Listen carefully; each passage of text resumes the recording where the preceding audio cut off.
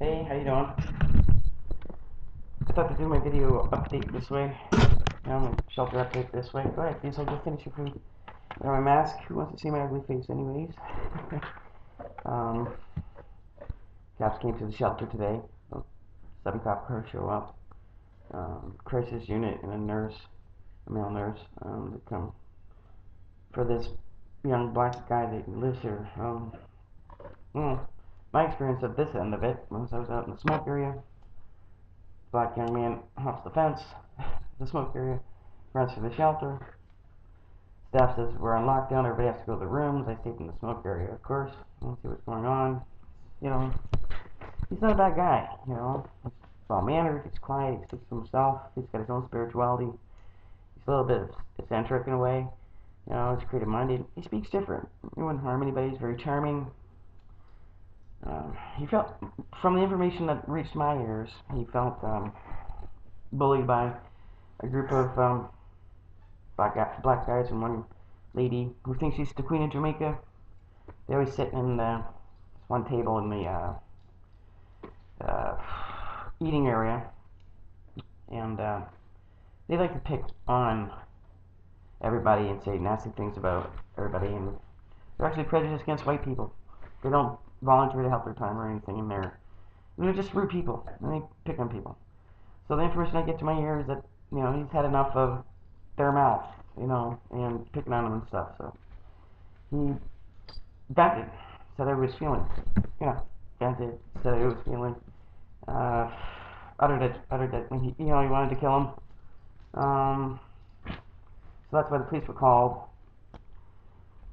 And so he's in the shelter. The cops are trying to get him. He's running around the shelter, running away from the police. He goes through the kitchen, hops through the kitchen area, goes through the door, goes back to the smoke area. And I just look at him. I was standing in the smoke area. And I look at the fear in his eyes, and the cops are like, we're not gonna hurt you. And he's like, no, I don't. You know, he doesn't want to be with the cops. He's like, no, cops kill people. You know, you can see the fear from this guy, man. You can just really see the fear from him. You know, and I understand that because I dealt with bad police officers before, and I've been abused by officers before, so I understand this. And between my own post-traumatic stress disorder kind of feeling, kind of kicking through a little bit of all these cops being there, but also having the understanding of what this guy is going through and his fear with the cops, I couldn't help but have compassion for this guy. So I'm like, dude, just relax, you know. I'll stand here with you, you know. They just want to talk to you, and they did. That's all they wanted to talk to him. They didn't want to harass him or anything. They just wanted to talk to him. So he wanted nothing to do with that. He still hopped the fence and got over, you know, across the road before the officer could actually get over the fence. So I went around the front, and I went up to the police officers that were standing by their vehicles up there, and it was just like, he doesn't want, you know, he won't hurt anybody, you know, he's not going to harm himself, he's not going to hurt anybody, you know, he's just tired of being bullied and had enough, and, you know, he's upset about it. And you're your toy. And I said, well, where'd he go? Because his friend was concerned, you know. And they said, we just want to talk to him, but he went over there. So I went over to see if I could find him, and I couldn't. One of the cops in the crisis unit, male nurse, was in the cop car around where the building was in a parking lot, and they came back up and stopped, and they said they couldn't find him. They asked me if we could find him. I said no, and they asked me if I wanted to ride along with them for a bit, so I did, and we couldn't find him. They dropped me back at the shelter.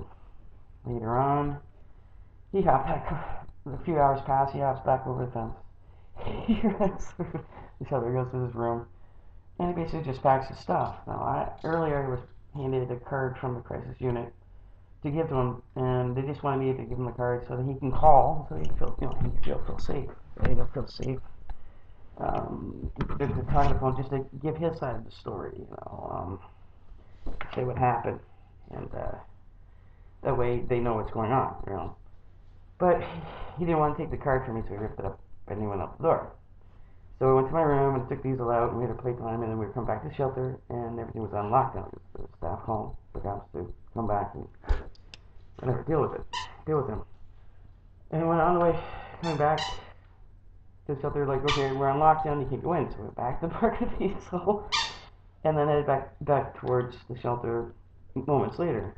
And I noticed that, yeah, they did stop them. They were in the same parking lot area as earlier where he was, and was talking with them.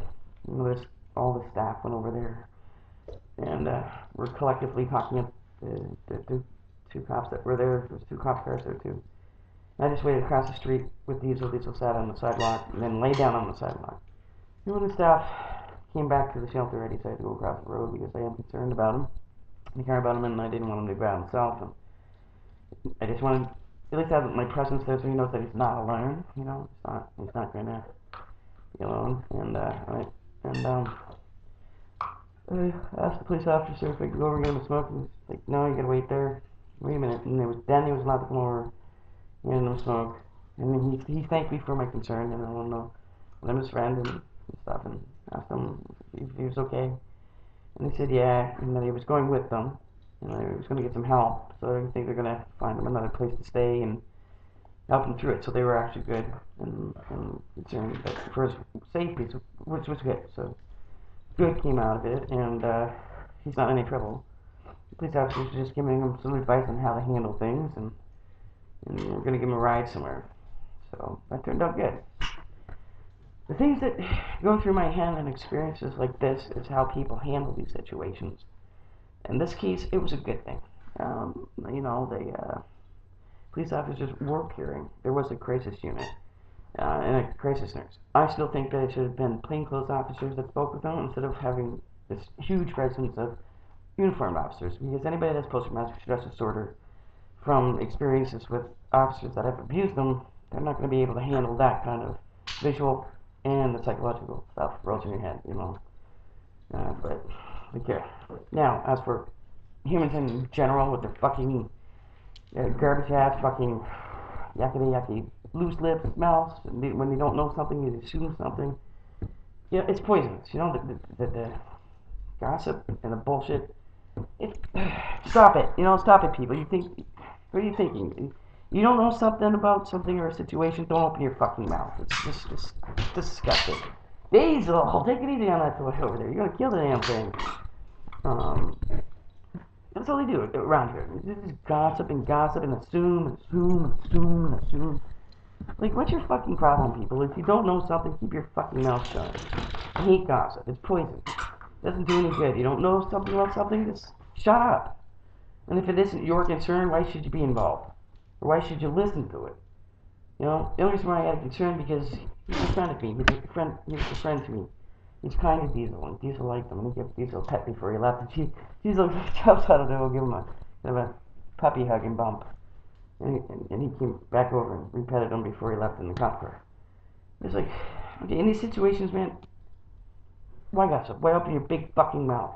It's bullshit. And, you know, even the way staff handles things, like some of the staff, they were fine. And so the other ones just take it as a fucking joke, laughing, making jokes about crap. Like, fuck you. You know, like, if you're not gonna do your fucking job, don't be here. I don't think they're equipped to do their fucking job. I don't know. The place is getting to me a bit, but doing okay. You know, got some housing help, but I haven't heard anything from them. So on a daily basis, I look for a place to live where hours never an end, everywhere I can. And apply every day to a few of them that are affordable, like either a room or apartment or house, whatever. No luck yet, but I'm still trying. And I'll give you more updates and experiences as I go through. I don't know if you guys were reading any of my notes online about the blood left on the toilet seat for a week, on and off for a week and a half, and the pee all over the floor, and all kinds of weird shit around here. And yeah, well, I can't really think right now. I can't think right now. Yeah, it's just, I don't know. It's hard to. This place is just hard to deal with. You know, if you've been reading my notes, then you have an understanding of what I've been going through. You know, it's hard to even talk on camera. I don't even want to show my face because I look so bad. You know, but I'm staying creative and I'm trying to stay in a positive frame of mind and, you know, do silly little things like this and take care of my boy and look for a place to live and just try to stay positive. I'm gonna get off this fucking camera. I don't know if anything made sense or not. If you made sense of it, good. If you didn't, go fuck yourself. Just joking. If you didn't understand it, then send me a message and I'll explain it better in words. Tight. Alright? And until next time, see you later. Rock on. Tight as well. Bye, puppy. Alright. Bye, guys.